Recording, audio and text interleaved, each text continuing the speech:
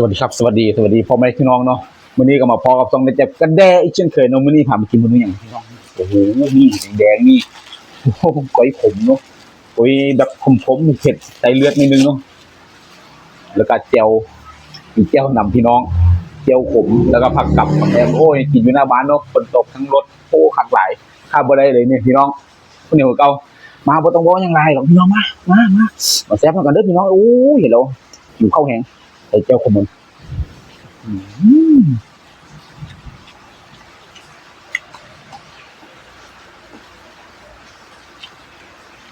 จัด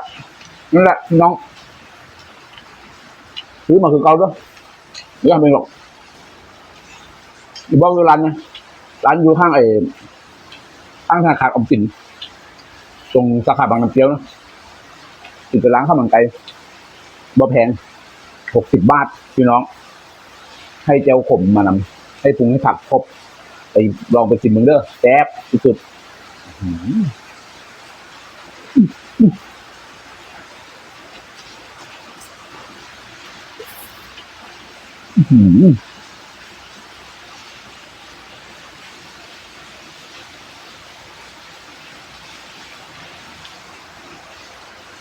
จุดพี่น้องเลยไปเนื้อดูพี่น้อง